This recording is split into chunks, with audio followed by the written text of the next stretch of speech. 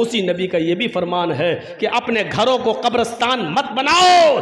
ये भी कहा उसी नबी ने, लानतुल्लाहि अलल यहूदी वन नसारा इत्तखज़ू कुबूर अंबियाहिमुल मसाजिद, अल्लाह की लानत हो यहूद और नसारा पर जिन्होंने अपने अपने नबियों की कब्रों को मस्जिद बना लिया है। मेरे भाइयों, कब्रों को मस्जिद नहीं बनाया जा सकता है, मस्जिद में कब्र नहीं बनाई जा सकती है। लिहाजा इस हदीस को अपनी जगह पर, ये मसले पुराने हो चुके हैं, अब लेटेस्ट मसाइल की तरफ आइए। 20 साल पहले मैंने कहा था जिस मस्जिद के अंदर कब्र होगी उस मस्जिद के अंदर नमाज नहीं होगी, नहीं माना जाता। दलील क्या दी जाती है? मदीने में अल्लाह के रसूल की भी तो कब्र है, उसको भी तो दीवारों से घेर दिया गया है। अल्लाह के रसूल की कब्र को आम लोगों की कब्र के बराबर खड़ा नहीं किया जा सकता है, क्योंकि नबियों के बारे में नबी का फरमान यह है कि पैगंबरों की और नबियों के जिस्मों को कब्र की मिट्टी नहीं खाती। लेकिन हमारे और आपके जिस्मों के बारे में नहीं है कि कब्र की मिट्टी नहीं खाती। नबियों के बारे में अल्लाह के रसूल का यह फरमान है कि नबियों को वहीं दफन किया जाता है जहां उनका इंतकाल होता है, जहां उनकी रूह निकलती है वहीं पर उनको दफन किया जाता है।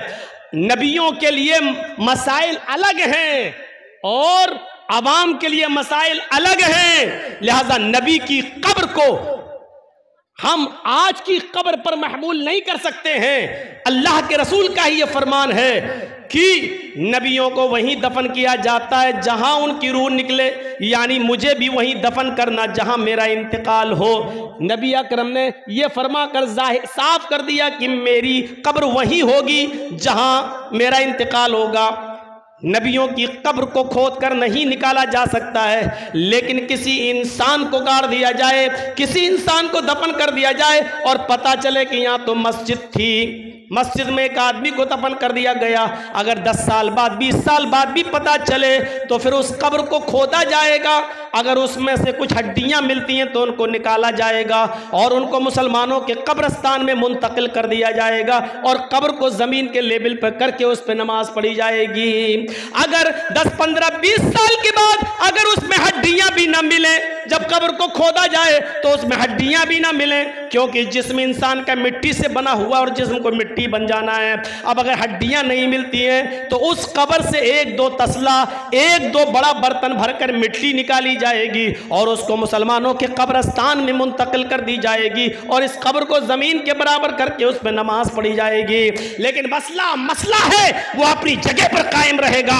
आप उसकी चाहे कितनी दीवारें खड़ी कर दें, चारों तरफ से उसको कितना भी घेर दें, लेकिन जिस कब्र मस्जिद के अंदर कब्र है उस मस्जिद के अंदर नमाज नहीं होगी, नहीं होगी, नहीं होगी। ये उसी नबी का फरमान है जिस नबी का फरमान ये है कि नबियों को वहीं दफन किया जाता है जिस जगह नबियों का इंतकाल होता है। उसी नबी का ये भी फरमान है कि अपने घरों को कब्रिस्तान मत बनाओ। ये भी कहा उसी नबी ने, लानतुल्लाहि अलल यहूदी वन नसारा इत्तखज़ू कुबूर अंबियाहिमुल मसाजिद, अल्लाह की लानत हो यहूद और नसारा पर जिन्होंने अपने अपने नबियों की कब्रों को मस्जिद बना लिया है। मेरे भाइयों, कब्रों को मस्जिद नहीं बनाया जा सकता है, मस्जिद में कब्र नहीं बनाई जा सकती है। लिहाजा इस हदीस को अपनी जगह पर, ये मसले पुराने हो चुके हैं, अब लेटेस्ट मसाइल की तरफ आइए, नए नए मसाइल की तरफ आइए। वक्त की ज़रूरत है नए मसाइल की तरफ आना। तो ये मसले तो बहुत पुराने हो चुके हैं, तो हमें इन मसलों को जानने की ज़रूरत है। जहाँ इस्लाम ने एहतराम इंसानियत बताई है वहीं इस्लाम के अंदर एहतराम मुस्लिम भी बताया गया है। अच्छा, अब ये अंदाजा लगाओ, जब अल्लाह ये कह रहा है कि पड़ोसी के बच्चों को प्यार और मोहब्बत की नजर से देखो, तो इसका मतलब क्या हुआ? अपने बच्चों से कितना प्यार करो। ये आप अंदाजा लगा सकते हैं ना। जो इस्लाम दूसरों के बच्चों से मोहब्बत करने का हुक्म दे रहा हो तो उससे अंदाजा लगाओ कि फिर अपने बच्चों से कितनी मोहब्बत होनी चाहिए। जो इस्लाम पूरी इंसानियत के साथ अच्छा सलूक करने का हुक्म दे रहा हो तो फिर मुसलमानों के साथ अच्छा सलूक करने का उसमें कितना हुक्म होगा। या अय्युहल्लज़ीना आमनुत्तक़ुल्लाह हक़्क़ तुक़ातिह वला तमूतुन्ना इल्ला व अंतुम मुस्लिमून वअतसिमू बिहब्लिल्लाहि जमीअन वला तफ़र्रक़ू। इसके बाद वज़कुरू निअमतल्लाहि अलैकुम इज़ कुंतुम अअदाअन फ़अल्लफ़ बैन क़ुलूबिकुम फ़अस्बहतुम बिनिअमतिही इख़वाना। याद करो, आए मुसलमानों, याद करो उस दिन को, उस दौर को याद करो। वज़कुरू निअमतल्लाहि अलैकुम इज़ कुंतुम अअदाअन, कि तुम आपस में एक दूसरे के दुश्मन थे। फ़अल्लफ़ बैन क़ुलूबिकुम, अल्लाह ने तुम्हारे दिलों में उल्फत डाल दी। फ़अस्बहतुम बिनिअमती इख़वाना, तो तुम अल्लाह की इस नेमत से, इस्लाम की नेमत से, कुरान की नेमत से, नबी की नेमत से तुम आपस में भाई भाई हो गए। अल्लाह ने हमें उस दौर को याद दिलाया जब हम आपस में एक दूसरे के दुश्मन थे। एक एक रोटी और एक एक बोटी के पीछे हम एक दूसरे का कत्ल कर दिया करते थे। एक गांव के एक आदमी की बकरी दूसरे के गांव के खेत में, एक आदमी के खेत में चली गई, इतनी सी बात को लेकर झगड़ा शुरू होता है दोनों कबीलों और दोनों खानदानों के बीच में। जानते हो ये लड़ाई कितने दिन तक चली? ये लड़ाई 27 साल तक चली। ये लड़ाई 27 साल तक, और 27 साल के बाद जब ये लड़ाई बंद होती है तो दोनों तरफ से मरने वालों की तादाद गिनी जाती है, तो मरने वालों की तादाद थी 40,000। एक बकरी की वजह से, वो भी सिर्फ थोड़ी सी घास खा ली थी, इतनी सी बात पर दोनों कबीलों में लड़ाई चलती है। तो कितने साल तक चली? 27 साल। और 27 साल के बाद जब बंद होती है तो दोनों तरफ से मरने वालों की गिनती कितनी हुई? 40,000। अंदाजा लगाओ कितने खतरनाक लोग थे, कितनी डेंजर कौम थी। हम लोग तो मौज़मपुर लखीपुर को रोते हैं कि इधर जान की कोई कीमत ही नहीं है, कब मार दो और कब नदी में बहा दो। कितनी डेंजर कौम थी। लेकिन ये डेंजर कौम भी जानते हो कितनी हमदर्द बन गई इस कुरान की नेमत से कि एक गज़वे में, गालिबन गज़वे ज़ातिर रिक़ा के मौके पर सहाबा जंग लड़ते लड़ते जख्मी हो जाते हैं। कोई इस झाड़ी के नीचे, कोई उस झाड़ी के पास, कोई उस पहाड़ी के पास। एक सहाबी पानी लेकर घूम रहे हैं कि कोई जख्मी मिले उसको पानी पिलाऊं। उसकी नजर झाड़ी के किनारे पड़े हुए एक सहाबी के ऊपर पड़ती है जो जख्मों से चूर रहे हैं और चीख रहे हैं, पानी पानी। ये सहाबी उसके पास पहुंचते हैं, उनको उठाते हैं, सर पकड़कर अपनी रान के ऊपर रखते हैं, उनको पानी का गिलास उनके मुंह में रखते हैं, देते हैं कि पानी पियो।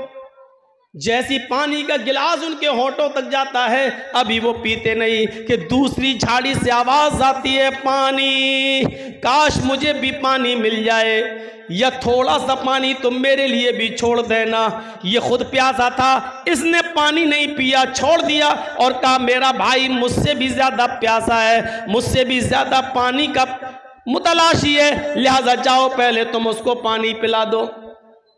यह आदमी उसके पास जाता है, उसके होठों से पानी का प्याला लगाता है कि तीसरे की आवाज आती है, थोड़ा बच जाए तो मेरे लिए भी छोड़ देना, मेरा भी हलक सूखा जा रहा है। दूसरे आदमी ने तीसरे की तरफ रेफर कर दिया, नहीं नहीं मैं रह सकता हूं, मेरा भाई मुझसे भी ज्यादा प्यासा लग रहा है, जाओ तुम पहले उसको पानी पिलाओ। ये पानी पिलाने वाला तीसरे के पास जाता है, उसको उठाता है, पानी का प्याला जमीन पर रखकर उसको सहारा देकर उठाकर अपने सीने पे लगाता है, फिर पानी का प्याला उठाकर उसके हलक में डालने की कोशिश करता है, उसके होंठ पे लगाता है, होंठ हिल नहीं रहे हैं। पानी का प्याला रखकर उसके दिल की धड़कनों को देखता है तो धड़कनें बंद है। सांस नाक में उंगली रखकर देखता है तो सांस बंद है, यानी तीसरा सहाबी रूह कब्ज़ से उनसुरी को परवास कर चुकी है, उसका इंतकाल हो चुका है। इसने तीसरे को जमीन पर लिटाकर दूसरे के पास लौट कर आया। चलो ये तीन ही थे, अब दूसरे को ही पिला दें। जब दूसरे के पास जाता है तो क्या देखता है, वो भी मुस्कुराते हुए चेहरे के साथ लेटा हुआ है और उसकी भी सांसें बंद हो चुकी हैं। वो जल्दी से भागा कि पहले के पास चलूं। क्या देखता है कि पहला भी जहां आफरी के सुपुर्द कर चुका है, पहला भी अल्लाह को प्यारा हो चुका है। इस सहाबी की भी जान जा चुकी है। जो कौम 27 साल तक लड़ती हो, जो कौम 40,000 लोगों के मरने के बाद भी जिनकी तलवारें खून की प्यासी रहती हो, ऐसी डेंजर कौम को अल्लाह के नबी ने कैसा बनाया कि एक सहाबी दूसरे के लिए अपनी जान देने लगे, एक सहाबी दूसरे के लिए अपनी जान न्यौछावर करने लगे। एक सहाबी ने इसलिए पानी नहीं पिया कि मेरा भाई मुझसे ज्यादा प्यासा है, और दूसरे ने इसलिए नहीं पिया कि तीसरा मुझसे भी ज्यादा प्यासा है। जरा आप अंदाजा लगा सकते हैं ये कौन सा जज्बा था। एक आदमी दूसरे के लिए अपनी जान दे रहा है। इसी को कुरान कहता है, वज़कुरू निअमतल्लाहि अलैकुम इज़ कुंतुम आदान फ़अल्लफ़ बैन क़ुलूबिकुम फ़अस्बहतुम बिनिअमति इख़वाना। आए लड़ने वालों, झगड़ने वालों, उस दौर को याद करो, उस जमाने को याद करो जब तुम आपस में एक दूसरे से लड़ते थे, जब आपस में तुम एक दूसरे की गर्दनें उड़ाया करते थे, तुम आपस में एक दूसरे के हरीफ थे, एक दूसरे के दुश्मन थे। फ़अल्लफ़ बैन क़ुलूबिकुम, अल्लाह ने तुम्हारे दिलों में उल्फत डाल दी। ये होता है मुसलमान, एक मुसलमान दूसरे मुसलमान के लिए। अपने लिए तो सभी जीते हैं, दूसरों के लिए जीना असल जीना, दूसरों के लिए। इसलिए फरमाया अल मुस्लिमु मन सलिमल मुस्लिमून मिन लिसानिही व यदिही। मुसलमान तो वो है कि जिसकी जबान से और जिसके हाथ से दूसरे मुसलमान को तकलीफ न पहुंचे। पहले जबान का लफ्ज है, मिन लिसानी व यदी, और जिसके हाथ से। मुसलमान तो वो है कि जिसकी जबान से और जिसके हाथ से दूसरे को तकलीफ न पहुंचे। इसमें कौन पूरा उतर रहा है? जबान से तकलीफ हम दे रहे हैं, हाथ से तकलीफ हम दे रहे हैं। अरे किसी को कत्ल करना तो बहुत दूर की बात, अल्लाह के नबी सल्लल्लाहु अलैहि वसल्लम ने लोहे का कोई हथियार उठाकर इशारा तक करने से मना किया है। जैसे देख रहा है, ये कोई 10 मीटर दूर खड़ा, कत्ल करना तो बहुत दूर की बात है। आप 10 मीटर 20 मीटर दूर से ये कहें, देख रहा है ये पूरा का पूरा रामपुरी है, घुसा दूंगा पेट के अंदर। 10 मीटर 20 मीटर की दूरी से इशारा करना भी एक मुसलमान के लिए दूसरे मुसलमान के लिए जायज नहीं है। हम कौन सी दुनिया में, यहां हाल ये है हमारा कि तकलीफ ना हो किसी को, ना जबान से ना हाथ से। भैया देखो, सामने से मत उठिए, आप लोग पीछे से उठ के जाइए यार। मेरे सामने से जाते हैं तो बड़ा डिस्टर्ब होता है। कहां जा रहे हो चाचा? अब ये इस उम्र में घर जाके क्या करेंगे, पूछो जरा, सोचो। वो देखिए बेचारे बूढ़ों में शुगर के मरीज हैं लग रहा है। अच्छा, जिन लोगों को पेशाब ज्यादा आता है तो उनको बीच में बैठने की जरूरत क्या है? उनको आगे पीछे दाएं बाएं बैठना चाहिए पहले ही से। ये सिस्टम होना चाहिए। ये सब उसके खिलाफ है अदब के, सामने से उठना। एक बार हैदराबाद में तकरीर कर रहा था, सामने से कोई आदमी आया तो मैं समझा गया यार होगा पेशाब करना है, सीधे मेरा माइक पकड़ के कहता है कैसे बोला। और उसके बाद जो लाठी डंडे टमाटर अंडे चले, वो दौर हमें आज तक याद है। तो डर लगता है, सामने से कोई आदमी जब उठता तो मुझे डर लगता है। वो हैदराबाद हमें याद आ जाता है। इंसान हम भी हैं, खोपड़ी में वो ऐसा बैठ गया है कि जब भी कोई उठता तो वो हैदराबाद याद आ जाता है। तो सामने से मत उठा करिए। जबान से और हाथ से तकलीफ नहीं होनी चाहिए किसी को, किसी मुसलमान को किसी मुसलमान से। लेकिन यहां तो हाल ये है कि हम अपनी परेशानियों से इतना परेशान नहीं हैं जितना आपके आराम से हमें परेशानी हो रही है। हमें अपनी दाल से इतनी परेशानी नहीं हो रही है जितना आपके गोश्त से हमें परेशानी हो रही है। हमारे घर में क्या पका है उससे परेशानी नहीं हो रही है, आपके घर में कुकर की सीटी से आने वाली बिरयानी की खुशबू हमें और परेशान कर देती है कि ये आदमी हमसे ज्यादा अच्छा कैसे खा रहा है। ये सूरत हाल हो चुकी है आज की। हम दूसरे को बर्बाद करने के चक्कर में लगे हुए, मिटाने के चक्कर में लगे हुए हैं। और आदमी ये नहीं सोचता कि आप दूसरे के लिए जो कुआं खोद रहे हैं उसमें आप भी गिर रहे हैं। जर्जीस साहब को दुश्मनी है आपसे, अब हम आपको बर्बाद करना चाहते हैं, हम आपके पीछे भाग रहे हैं, आप हमसे जान बचा के भाग रहे हैं। आप उतना नहीं थक रहे हैं जितना मैं थक रहा हूं। क्यों? क्योंकि मुझे पकड़ना है आपको, तो आपसे ज्यादा तेज रफ्तारी से मैं दौड़ूंगा तभी आपको पकड़ पाऊंगा। तो आप उतना नहीं थक रहे हैं, उससे ज्यादा मैं थक रहा हूं। वो आदमी उतना बर्बाद नहीं हो रहा है जितना हम उसको बर्बाद करने में अपने आप को बर्बाद कर रहे हैं। एक आदमी की जमीन का झगड़ा चला दूसरे आदमी से, दूसरे आदमी को 1 लाख की जमीन है लेकिन हमें चाहिए, हमारा पावर है। वो पुलिस में रिपोर्ट करके कोर्ट मुकदमा करके सोच रहा ले लेंगे, लेकिन जमीन 1 लाख की, लेकिन 1 लाख रुपए की जमीन लेने के लिए 3 लाख बर्बाद कर चुका अब तक कोर्ट कचहरी बर्बाद करके उसने अपने आप को और ज्यादा बर्बाद कर लिया है। लेकिन जिद है कि हमें इसी की जमीन चाहिए। वो 3 लाख रुपए की जमीन और उससे अच्छी कंडीशन में दूसरी जगह मिल जाती है, लेकिन नहीं, हमें इसको सबक सिखाना, इसी की जमीन चाहिए। उसकी 1 लाख की जमीन को लेने के लिए 3 लाख बर्बाद कर चुका है। 3 लाख। मेरे इटावा में एक मौलवी है जो हमें बर्बाद करने के चक्कर में हमारा 5 लाख बर्बाद हुआ तो वो 20 लाख बर्बाद कर चुका है। कितने ये जो टीवी पे जो खबरें आती है ना, ममता का मौलाना और जो जहरीला मौलाना, मैं भी सोचता हूं ये टीवी वालों को देता कौन है। बाद में पता चला कि वो इटावे का मौलाना ही यूट्यूब से कटिंग कर करके निकाल के योगी मोदी के खिलाफ जो हम बोले उसको कटिंग कर करके पैसा दे दे के चलवाता है कि ताकि ये मौलाना के ऊपर FIR हो जाए। अगर हमें बचने के लिए मेरा 2, 4, 5 लाख खर्च हुआ तो वो बेचारा अब तक 20 लाख खर्च करके अपने आप को बर्बाद कर चुका है। और इसके बाद भी हालत ये है कि पूरे हिंदुस्तान में एक भी जगह अब उसको बुलाया नहीं जा रहा है, उसको निमंत्रण नहीं दिया जा रहा है, उसको कहीं दावत तक नहीं दी जा रही है, क्योंकि वो आदमी, जाति दुश्मनी तो एक दूसरे की माफ की जा सकती है, लेकिन जमाती दुश्मनी बहुत बुरी होती है। उसने पूरे जमात के साथ जो धोखाधड़ी की है, इसी वजह से कोई उसको दावत नहीं दे रहा है। और हम उसके खिलाफ कोई एक्शन इसलिए नहीं लेते हैं कि मरे हुए को मारना मेरी आदत नहीं।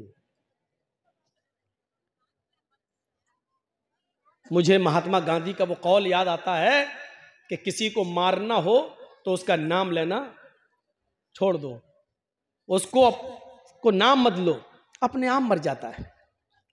अब देख लीजिए कि उत्तर प्रदेश के चुनाव में एक साहब हैं, वो मुसलमान बहुत करते रहते हैं।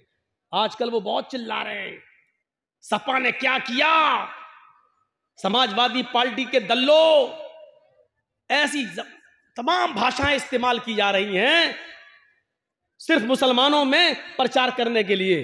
लेकिन उसके जवाब में अखिलेश ने एक बात भी नहीं कही है, ना उसका जवाब दिया जा रहा, ना उसका नाम लिया जा रहा है। इसका नतीजा ये निकला कि पूर्वांचल में चले जाओ या पश्चिम में चले जाओ, जो पहले कुछ वोट मिलने वाले भी थे, बंटने वाले थे, चुनाव से 2 दिन पहले सब ऐसे एक हुए, ऐसे इकट्ठे हुए कि उन्होंने सोचा कि नहीं, पहले अपने आप को बचाओ, इसी में भलाई है, इसी में भलाई है, पहले अपने आप को बचाओ। और ये अक्लमंदी का तकाजा है मेरे भाइयों, ये अक्लमंदी है कि हर आदमी को, हम तो बार बार कहे हैं, मेरे मोबाइल में आज तक मेरे घर यही रखा हुआ है, अभी 4-5 दिन पहले चलाया है, अभी जी हिंदुस्तान ने मेरे खिलाफ, और अभी चिल्लाया, देखिए ये लखनऊ में जो ममता बनर्जी आई हैं, ये मौलाना जर्जीस की प्लानिंग का एक हिस्सा है। अब बताइए, ये जी हिंदुस्तान ने चलाई है, मेरे पास रखी हुई है वो रिकॉर्डिंग। मैं जब टीवी में आ रहा था मैंने वो बना लिया, उसकी वीडियो बना ली, 2 मिनट की मैंने वीडियो बना ली कि देखिए ये उसी प्लानिंग का हिस्सा है। मौलवी जर्जीस जो बंगाल में बोला, ममता बनर्जी वही लखनऊ में बोल रही हैं, इनकी दोनों की भाषा एक है। ये सब मुसलमानों को एक करने के लिए आए हैं। जर्जीस ने बंगाल में मुसलमानों को एक किया, ममता बनर्जी यहाँ उत्तर प्रदेश में मुसलमानों को एक करने आई। यानी इस तरीके से ये बोला जा रहा है, इस तरीके से। लेकिन अक्लमंदी का तकाजा है। मैंने शायद कहीं मिसाल दी थी मेरे भाइयों की, जंगल में शेर और भेड़िया और लोमड़ी, इन तीनों ने शिकार के लिए तीनों निकले। जंगल में शेर, भेड़िया और लोमड़ी, जानते होंगे लोमड़ी, फॉक्स, ये तीनों जानवर शिकार के लिए निकले। शेर ने हिरन मारा, भेड़िए ने बकरी का शिकार किया और लोमड़ी ने खरगोश मारा।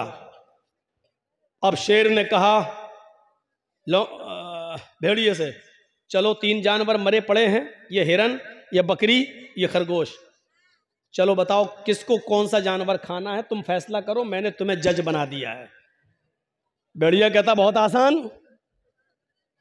का क्या है? का हिरन बड़ा है, आप खा लो। बकरी को मैंने मारा, मैं खा लेता हूं। लोमड़ी ने खरगोश मारा है, लोमड़ी को खरगोश दे देते हैं। अब शेर तो जालिम था। जो लोग मेरी तकरीर में समझ जाएं कि जालिम शेर कौन है, समझ लो पूरी तकरीर समझ गए। शेर तो जालिम था, हालांकि भेड़िए का फैसला बिल्कुल सही था। भाई भेड़िए ने फैसला सही किया कि नहीं किया? भाई हिरन आपने मारी, हिरन आप खा लो, बकरी मैंने मारी, मैं बकरी खा लेता हूं, लोमड़ी ने खरगोश मारा, लोमड़ी खरगोश खा लेती है। भेड़िए ने फैसला बिल्कुल सही किया, लेकिन जालिम था शेर। उसने कहा क्या इतना बुरा फैसला? अरे कमीने कहां से पढ़ के आया तू, इतना गंदा फैसला? उठा और इसने एक पंजा मारा भेड़िए के, उसकी गर्दन अलग अलग। कमीना इतना बुरा फैसला, फैसला करना भी नहीं जानता, मेरे सामने उसकी जुर्रत देखो, इतना घटिया फैसला। लोमड़ी से कहा ए तू फैसला कर। लोमड़ी मुस्कुराने लगी, बिल्कुल साहब जंगल के राजा, ये भेड़िए को अकल ही नहीं थी, पागल था, बिल्कुल गलत फैसला किया इसने। कहा अच्छा तुम फैसला करो। लोमड़ी ने कहा बहुत आसान है साहब, ये तीनों जानवर आपके हैं और अब तो भेड़िया भी आपका है। क्या मतलब? कहा हिरन आप सुबह खा लीजिए, बकरी शाम को खा लीजिए, और दोपहर में भूख लगे तो मुंह का जायका बदलने के लिए खरगोश खा लीजिए। आप जंगल के राजा हैं, आप नहीं खाएंगे तो कौन खाएगा? शेर ने कहा वाह वाह लोमड़ी वाह, ये है अच्छा फैसला, इतना अच्छा फैसला तुझे किसने सिखाया? लोमड़ी ने कहा इसी भेड़िए की कटी हुई गर्दन ने। हजरत इसी भेड़िए से सीखा है मैंने ये फैसला। अगर मैं आज ये फैसला ना करती तो मेरा भी यही हाल होता। मैंने उत्तर प्रदेश में यही बात कह दी। मैंने कहा जालिम बादशाह से बचने के लिए भेड़िया मत बनो, सही फैसला करने की कोशिश मत करो, वरना हक बात कहने पर भी मारे जाओगे। अक्लमंदी यह है कि लोमड़ी ने फैसला गलत किया जरूर था, लेकिन अक्लमंदी यह थी कि उसने अपने आप को बचा लिया। हमने कहा लोमड़ी बन जाओ, अपने आप को बचा लो, वरना शेर ऐसा झपट्टा मारेगा कि भेड़िए की तरह पड़े रहोगे, यही गर्दन पड़ी रहेगी तुम्हारी। इतना मैंने कहा, उत्तर प्रदेश के लोगों की भी अकल में आ गई, बात सही कह रहे हैं मौलाना साहब। इस वक्त ज्यादा मुसलमान हक हक मत चिल्लाओ, ज्यादा चिल्लाएंगे तो ना हमें हक मिलेगा, ना यही आएगा, ना हम जिसको देना चाह रहे हैं वो आएगा, और दूसरा आएगा वो कहेगा ठोको बुलडोजर, यही करता रहेगा। इसलिए बेहतर यह है कि लोमड़ी की तरह अक्लमंदी से काम ले लो। तो मेरे भाइयों ये अक्लमंदी और दानिशमंदी है, कभी कभी अक्लमंदी और दानिशमंदी से भी काम लिया जाता है। अल्लाह के रसूल के पास एक सहाबी आए, कहा अल्लाह के नबी मेरे अंदर 4 बुराइयां पाई जाती हैं, मैं शराब भी पीता हूं, मैं जिना भी करता हूं, मैं चोरी भी करता हूं और मैं झूठ भी बोलता हूं, बताओ इन चारों में से एक छोड़ सकता हूं, क्या छोड़ूं? जबकि बुराइयां तो चारों हैं, हराम तो चारों हैं। अल्लाह के नबी से कहता 4 नहीं 1 छोड़ सकता हूं, बताओ क्या? अल्लाह के नबी ने कहा अच्छा काम कर, झूठ छोड़ दे। कहा अल्लाह के नबी मैं तो बड़ा अक्लमंद समझता था, आप झूठ छोड़ने को कह रहे हैं? कहा नहीं नहीं झूठ छोड़ दे। अब वो शराब पीने के लिए गया तो सोचने लगा अल्लाह अगर शराब पीऊंगा, अल्लाह के नबी ने कल पूछ लिया कि शराब पीती कि नहीं पीती और मैंने कह दिया हाँ पी थी, तब तो मेरी कोड़े मारे जाएंगे, क्योंकि हम खुद कबूल कर रहे हैं। और अगर कह दिया कि नहीं तो ये झूठ होगा और मैंने वादा किया कि झूठ नहीं बोलूंगा, शराब छोड़ दी। अब जिना करने गया तो कहने लगा अल्लाह के रसूल ने अगर पूछ लिया कल जिना किया था कि नहीं, और मैंने कह दिया हाँ किया था, तब तो पत्थरों से मार मार के हमें ख़त्म कर दिया जाएगा, और अगर कह दिया नहीं तो झूठ होगा, और मैंने अल्लाह की कसम खा के वादा किया कि झूठ नहीं बोलूंगा, चलो जिना भी नहीं करता हूँ। अब चोरी करने गया, कहने लगा अगर अल्लाह के रसूल ने पूछ लिया कल सुबह चोरी की थी कि नहीं, मैंने कह दिया हाँ तो हाथ काटा जाएगा, और अगर कह दिया नहीं तो झूठ होगा, नहीं मैं चोरी भी नहीं करूँगा। सुबह होकर अल्लाह के नबी के पास आया, कहता कि मैं तो समझता था कि आपने बड़ा वैसा फैसला, आपने तो बड़ी अक्लमंदी से कहा झूठ छोड़ दो, मान गया आप बड़े अक्लमंद हैं। आपने कहा क्यों क्या हुआ? कि चारों बुराइयां छूट गई। अल्लाह के नबी ने फरमाया मैं जानता था कि झूठ तमाम बुराइयों की जड़ है, तो हिकमत से भी काम लो। अगर किसी आदमी से सारी बुराइयां नहीं छूट रही हैं तो उसको कहो कि ये छोड़ दो यार, ये छोड़ दो। हिकमत भी जरूरी है, हिकमत भी। अल्लाह के रसूल ने दूरअंदेशी से काम लिया, अकलमंदी से काम लिया।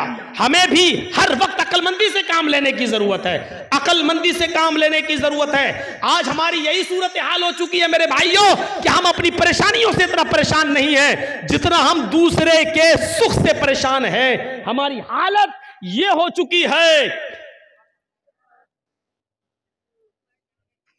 कुत्ता देखा है? कुत्ता देखा क्या मौलाना साहब? हमारा तो उठना बैठना ही उन्हीं में है। कुत्ते ने देखा एक छुरी पड़ी हुई है और उस छुरी पे खून लगा हुआ है बकरी का ताजा ताजा, और छुरी ऐसे जमीन पर खड़ी है। अब कुत्ते को तो चाटने की आदत होती है, उसने कहा इस पे बकरी का खून लगा है, खून को चाटने के लिए उसने अपनी जबान चलाई। जैसे ही चलाई छुरी पर उसकी जबान कट गई। बकरी का खून तो चाट गया लेकिन उसकी जबान कट के उसका खून उस पर लग गया। अब कुत्ता क्या समझ रहा है ना, अभी खून बाकी है। उसने फिर दोबारा जबान से चाटा, फिर दूसरी जगह से कट गई। उसने कहा अरे अभी भी बाकी है, फिर चाटा, फिर कट गई। वो उस वक्त तक चाटता रहा कि उसकी जबान कट के गिर गई, और फिर वो खुद हलाक हो गया, मर गया। यही हालत हमारी है। मिसाल सख्त जरूर है लेकिन सच्ची मिसाल है। हम दूसरे को बर्बाद करने के लिए यही अपने आप को बर्बाद कर लेते हैं। जैसे कुत्ता बकरी के खून को चाटने के लिए अपना ही खून चाटते चाटते अपनी जबान काट बैठा, यही हाल हमारा है। आज जुमे के खुतबे में मैंने सुनाया था ना कि वो दो सहाबी थे, जिन लोगों ने ना सुना हो सुनो, जिनके कपड़े की दुकानें पास पास थीं। एक आदमी, एक सहाबी का कपड़ा बिक गया, दूसरा कस्टमर आया, दूसरा भी बिक गया, तीसरा कस्टमर आया, उसी दुकान पर तीसरा भी कपड़े के थान ले गया, चौथा आया, उसने चौथा भी उसी को दे दिया उसी दुकान ने, पांचवा कस्टमर आया उसी दुकान पर कपड़ा खरीदने। दुकानदार कहने लगा नहीं, अब वो कपड़ा मेरे पास नहीं है, मेरे भाई के पास चले जाओ, इससे भी अच्छा कपड़ा तुम्हें वहां मिल जाएगा, ये पड़ोस में दुकान है। उसने ये सोचकर उसको भेज दिया कि मेरे तो 4 कपड़े के थान बिक गए, मेरे घर में मेरी बीवी बच्चों का गुजर बसर चल जाएगा। मेरे भाई की तो बोनी तक नहीं हुई है उस पड़ोसी की, उसके भी बीवी है, उसके भी बच्चे हैं, उसको भी शाम को कमा कर ले जाना है और अपने बीवी बच्चों का पेट पालना है। उसने ये सोचकर अब हमारे पास कपड़ा नहीं है कह दिया, ताकि मेरे भाई की भी कुछ बोनी हो जाए, उसको भी इतना कपड़ा उसका भी बिक जाए कि उसके घर में चूल्हा जल जाए। मेरे भाइयों, उसने मना कर दिया कि मेरे पास कपड़ा खत्म हो गया, जाओ मेरे भाई की दुकान के पास चले जाओ। मेरे भाइयों, ईमानदारी के साथ बताना, कंपटीशन के दौर में हमारी इधर चाय की दुकान, बगल में इधर चाय की दुकान, हम दूसरे की दुकान पर आने वाले कस्टमर को भी अपनी आवाज देकर बुला लेते हैं। हम ये ई रिक्शा चला रहे हैं, उधर दूसरा हमारा भाई भी चला रहा है, उसके पास आने वाली सवारी को भी हम खींच लेते हैं। कितना? 20 रुपया? नहीं, आओ हम 15 लेंगे, आओ बैठ जाओ। हम उसके भी मुंह से रोटी का लुकमा छीन रहे हैं। हमारे घरों में बरकत हो तो कहां से हो, हमारे बच्चों को बीमारियां न लगे तो कैसे न लगे, हमारे माँ बाप को बीमारियां और कैंसर जैसी बीमारियों में मुलव्वस न हो तो क्यों न हो। क्योंकि हमने रोजी रोटी के सारे नाजायज तरीके इस्तेमाल कर रखे हैं। हम तो अपने भाई की खुशी देखना ही नहीं चाहते हैं। हम अपने दुकान के होते हुए दूसरे की दुकान पे कस्टमर आता हुआ देखना ही गवारा नहीं कर सकते हैं। मेरे भाइयों, इस्लाम की तालीम ये तो नहीं थी, इस्लाम की तालीम ये तो नहीं थी। इमाम अहमद इब्न हंबल रहमतुल्लाह अलैह के पास एक बूढ़ी औरत आती है और सुनो, आए बीड़ियों का धंधा करने वालों सुनो, आए तंबाकुओं के धंधे करने वाले सुनो, आए सूद और ब्याज के खाने वालों सुनो, आए लंबे चौड़े बैंक बैलेंस बनाने वालों सुनो, आए बैंकों की नौकरियां करने वालों सुनो। इमाम अहमद इब्न हंबल रहमतुल्लाह अलैह के पास एक बूढ़ी औरत आती है और कहती है, इमाम मोहतरम, कहा जी एक मसला पूछने आई हूं, मेरी माँ बहनें सुने। उस जमाने की औरतें, और वो भी बूढ़ी औरतों में कितना तकवा हुआ करता था। कहा इमाम साहब, मैं चरखा चलाती हूँ। चरखा तो जानते हैं ना, मैं चरखा चलाती हूँ। दूसरे लोग अपना सूत दे जाते हैं धागा, मैं उसको बना के फिराती हूँ और उनसे मजदूरी लेती हूँ। कभी दिन में और कभी ओवर टाइम करती हूँ तो रात में भी चलाती हूँ। मैं चिराग जलाकर मैं चरखा चलाती हूं। जब मेरे पास तेल होता है तो मैं चिराग अपना जलाती हूं और सूत फिराती हूं। इमाम साहब, उसकी मजदूरी में लेती। कहा इसमें बुराई क्या है? कहा मैं ये नहीं पूछने आई हूं कि बुराई क्या है, मैं ये पूछने आई हूं कि कभी कभी मेरे पास चिराग जलाने के लिए तेल नहीं होता। अच्छा, तो मैं सोने के लिए बिस्तर पर जाना चाहती हूं, लेकिन देखती हूं कि पड़ोसी के घर में चिराग जल रहा है और उसके घर के चिराग की रोशनी मेरे आंगन में आ रही है। मैं अपना चरखा लेकर उस आंगन में बैठ जाऊं और उस पड़ोसी के घर से जो चिराग जल रहा है, मैं मांगने नहीं गई उसकी रोशनी, लेकिन उसकी रोशनी ऑटोमेटिक मेरे घर में आ रही है। अगर मैं उसके चिराग की आने वाली रोशनी पे अगर सूत फिरा लूं और चरखा चला लूं और ये चलाकर मैं अपने मालिक से उसकी मजदूरी ले लूं, तो ये कमाई मेरे लिए हराम तो नहीं होगी? मेरे लिए ये मजदूरी हराम तो नहीं होगी? मैंने चोरी नहीं की है, मैंने उससे चिराग में का तेल नहीं मांगा है। उसके घर में चिराग जल रहा है और उसकी रोशनी मेरे घर आ रही है, उसकी रोशनी मेरे घर आ रही है। अगर मैं उसकी रोशनी में सूत फिरा लूं और इसकी मजदूरी में ले लूं, तो ये मेरे लिए हराम तो नहीं होगी? ये खाकर कहीं मैं अजाब कब्र की मुस्तहिक तो नहीं बनूंगी, कहीं मैं जहन्नम में तो नहीं जाऊंगी? अहमद इब्न हंबल रहमतुल्लाह अलैह फरमाते हैं, खातून माँ, तेरे सवाल ने अहमद इब्न हंबल के इल्म को आज शर्मिंदा कर दिया। काबे के रब की कसम, तेरे इस मसले का जवाब अहमद इब्न हंबल के पास नहीं है। कहने लगी, इमाम साहब, फिर आपसे बड़ा आलिम इस बस्ती में कोई है ही नहीं, फिर मैं ये किससे मसला पूछूं? उन्होंने कहा, सुन मेरी माँ, जहां तक कयास का नतीजा है, कयास का तकाजा है, तो जहां तक मेरा इल्म है, मैं उस इल्म की रोशनी में कयास लगाकर अंदाजे से ये कह सकता हूं कि इसमें कोई हर्ष तो नहीं लग रहा है। क्यों? क्योंकि तू मांगने नहीं जा रही है, वो अचानक आ रही है। तेरे घर में भी दीवार नहीं है और उसके घर में भी कोई दीवार नहीं है, और उसके चिराग की रोशनी आ रही है तेरे घर, तो इसमें तेरा क्या कसूर है? बज़ाहिर तो इसमें कोई बुराई नहीं लग रही है, लेकिन अगर तुम्हारा दिल आमादा नहीं है तो मेरी माँ, इससे भी बच जाओ तो बेहतर है, इससे भी परहेज कर लो तो बेहतर है, इससे भी, क्योंकि वो है तो दूसरे ही की रोशनी, है तो दूसरे ही की रोशनी। बहरहाल अगर तुम इससे भी परहेज कर लो तो ये ज्यादा बेहतर है तुम्हारे। जब वो औरत वहां से जाने लगी बुढ़िया, तो इमाम अहमद इब्न हंबल ने लोगों से पता लगवाया कि ये किसकी बेटी है, इसके बाप का क्या नाम था। बताया होगा किसी ने कुछ जो मेरे जहन में नहीं रहा। अहमद इब्न हंबल फरमाते हैं कि आज के ज़माने में ऐसी बूढ़ी औरतें मौजूद हैं, ज़रूर इसका बाप कोई आलिम कुरान होगा, आलिम हदीस होगा, क्योंकि ऐसी तरबियत अपनी औलाद के अंदर कोई बड़ा आलिम ही पैदा कर सकता है। बुढ़ापे की इस दहलीज पर पहुंचकर भी इस औरत की हालत यह है, इस बुढ़िया की हालत यह है कि पड़ोस से आने वाली रोशनी में भी, उस चिराग की रोशनी में भी चरखा चलाने के बारे में सोच रही है कि ये चरखा चलाएंगे तो ये कमाई मेरे लिए हलाल होगी या हराम।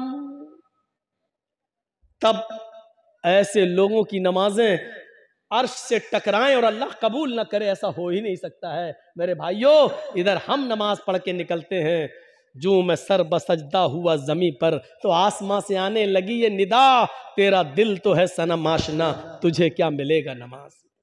एक हमारा तकवे का हाल ये है, एक हमारी परहेजगारी का हाल यह है कि यहां से निकले नमाज पढ़ के, मालिकी यौमिद्दीन, तू कयामत के दिन का पूरा पूरा मालिक है।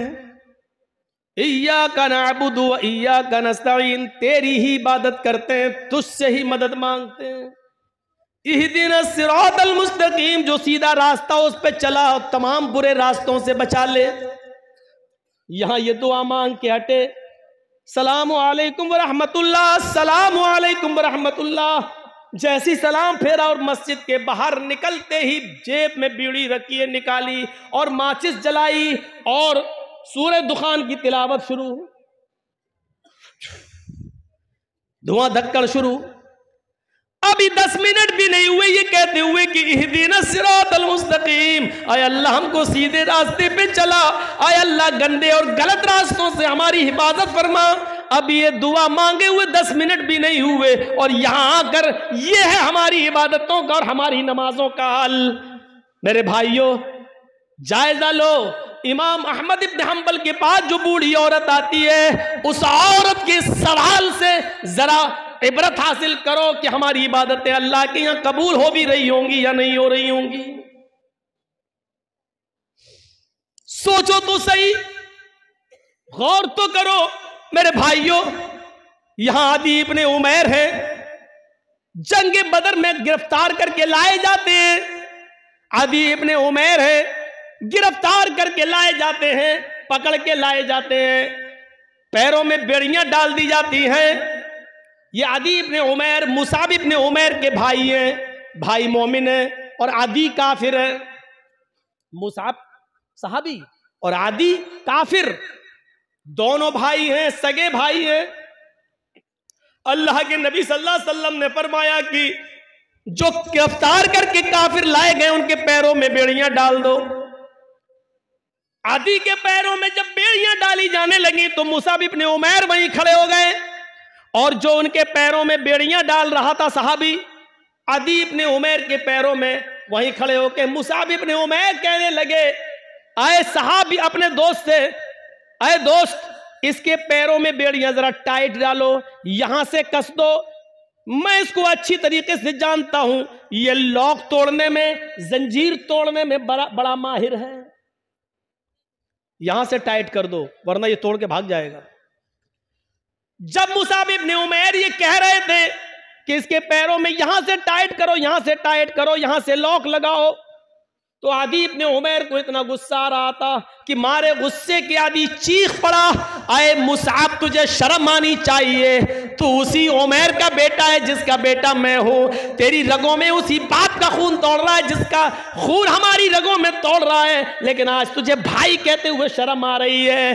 तेरी गैरत कैसे गवारा कर रही है कि तेरी आंखों के सामने तेरे सगे भाई के पैरों में बेड़ियां डाली जा रही हैं और तू देख रहा है खड़े होकर, और देख ही नहीं रहा है बल्कि मशवरा दे रहा है कि यहां से टाइट करो।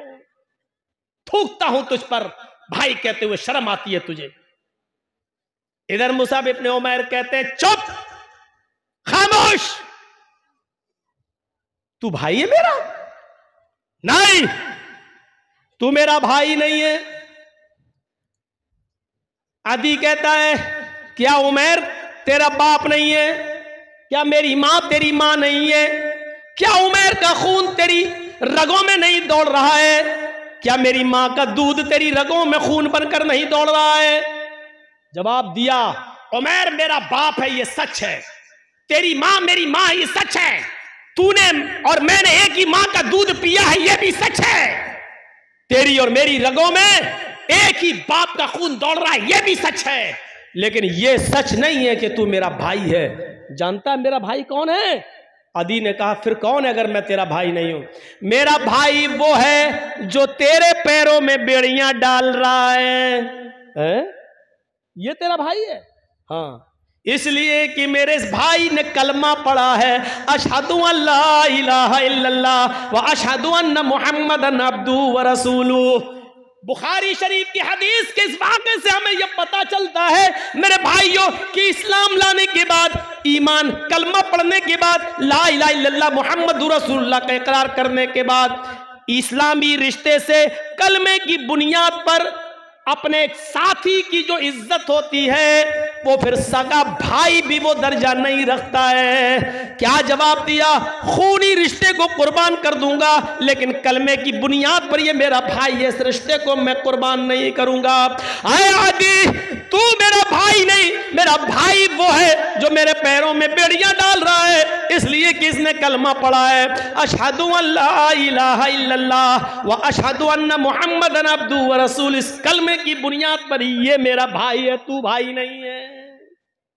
ये होता है इस्लामी रिश्ता। और इस्लामी रिश्ता इतना अहम होता है कि उसके लिए खूनी रिश्ते को कुर्बान कर दिया जाता है। अरे कम से कम उतना ही करो जो अपने लिए पसंद करो, वो अपने भाई के लिए पसंद, अपने मुसलमान भाई के लिए पसंद कर लो, यही काफी है। इतना ही करो। आज के जमाने में सईद इब्ने जुबैर को हज्जाज इब्ने यूसुफ की पुलिस ढूंढ रही थी। सईद इब्ने जुबैर को हज्जाज इब्ने यूसुफ की पुलिस ढूंढ रही थी। हुक्म था उसको पकड़कर जिंदा मेरे पास लाओ, उसको कत्ल किया जाएगा। सईद इब्ने जुबैर बड़े नेक आदमी थे, लेकिन हज्जाज इब्ने यूसुफ ने बड़े नेक लोगों को ही कत्ल किया है। एक एक करके न जाने कितने सहाबा को उसने कत्ल किया है। हज्जाज इब्ने यूसुफ ने सईद इब्ने जुबैर को पुलिस ढूंढ रही थी, पुलिस तलाश कर रही थी, लेकिन सईद इब्ने जुबैर किसी के हाथ नहीं लग रहे थे। रात को वो बहुत सी दूरी तय करके हज्जाज इब्ने यूसुफ की सल्तनत से निकलना चाह रहे थे, उसके मुल्क से बाहर भागने की कोशिश कर रहे थे ताकि मेरी जान बच जाए।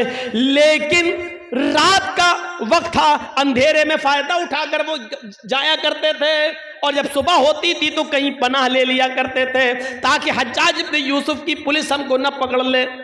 एक दिन रात को इशा की नमाज के बाद किसी मुसलमान के घर वो खाना खाने के लिए रुके थे, और मुसलमानों ही में से किसी ने जासूसी कर दी।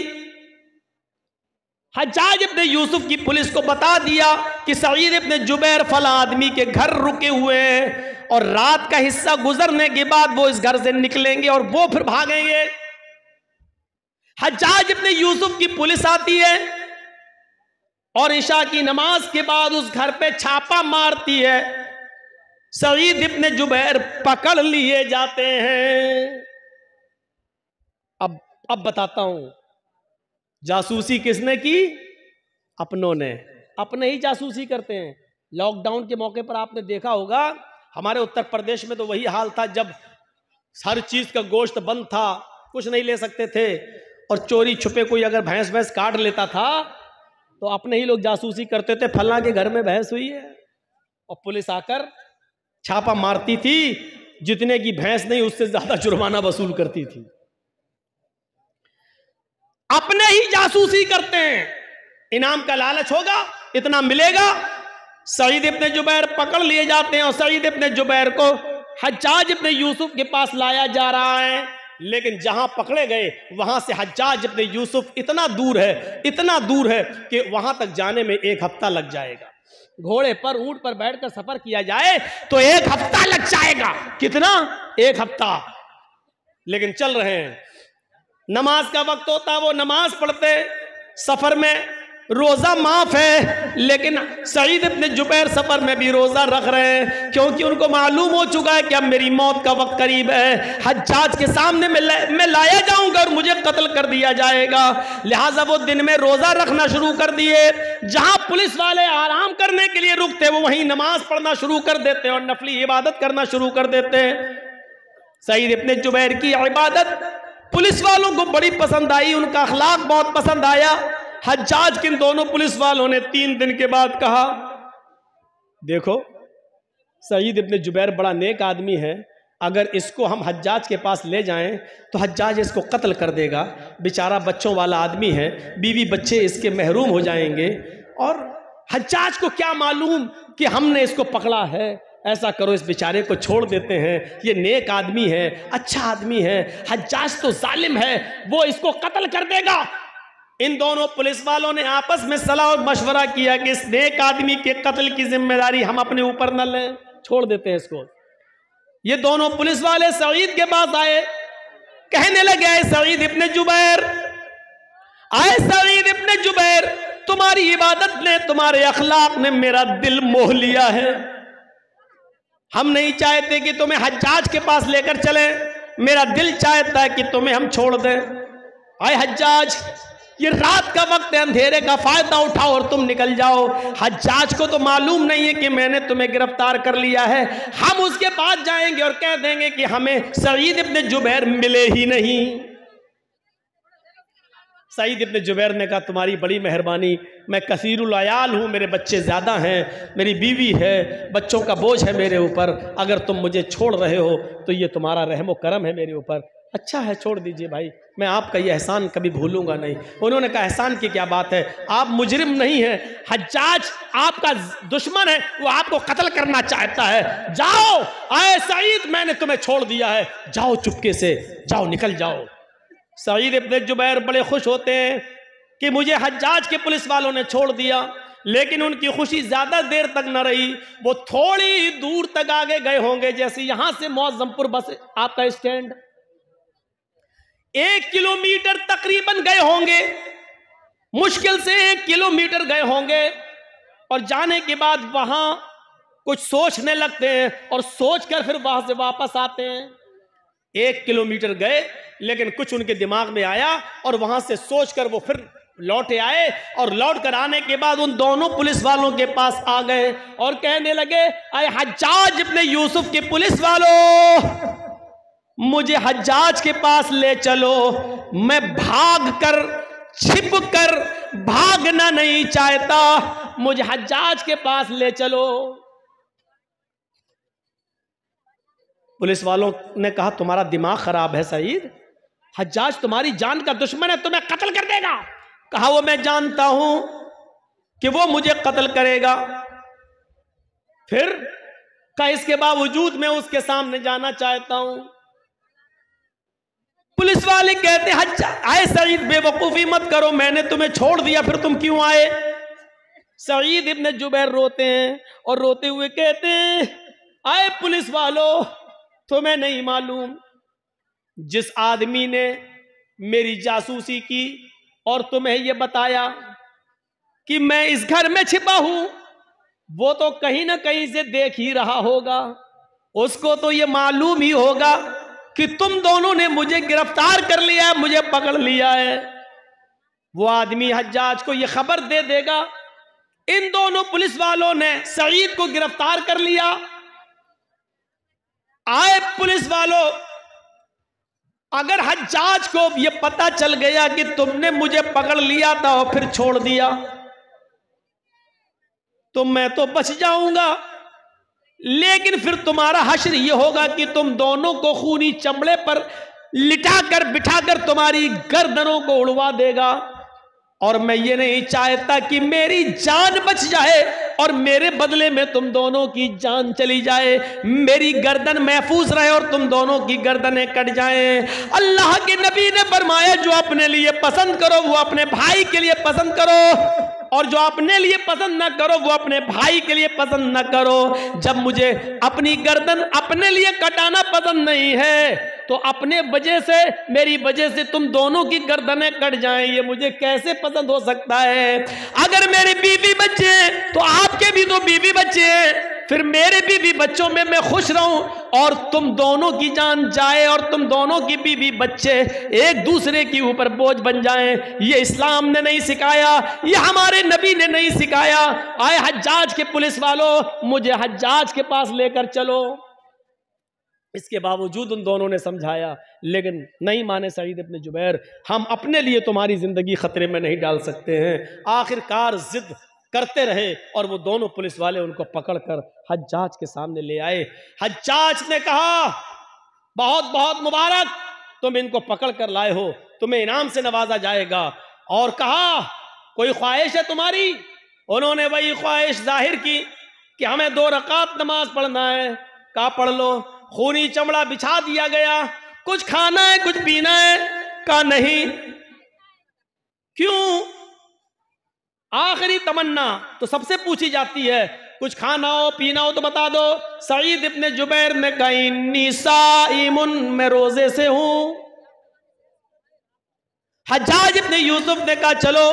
पीछे से हाथ बांध दिए गए, खूनी चमड़ा बिछा दिया गया, गर्दन नीची कर दी गई और हज्जाज के एक जल्लाद ने पूरी ताकत के साथ अपनी तलवार चलाकर सईद इब्न जुबैर को एक ही बार में उनकी गर्दन को उनके तन से जुदा कर दिया। पूरा वाकया बताने का मेरा मकसद सिर्फ यह है कि सईद इब्न जुबैर ने अपनी गर्दन कटाना गवारा कर लिया, लेकिन अपनी वजह से उन दोनों मुसलमान पुलिस वालों की जिंदगी खतरे में नहीं डाली। ये मुसलमान होता है जो अपनी वजह से दूसरे को मुसीबत में नहीं डालता है, जो अपनी वजह से दूसरे को तकलीफ में नहीं डालता है। वो मुसलमान ही क्या जिसकी वजह से दूसरे को तकलीफ पहुंचे। और हम तो उस वक्त सबसे ज्यादा खुश होते हैं जब हमारी वजह से हमारा पड़ोसी बेचैन हो, बेचैन।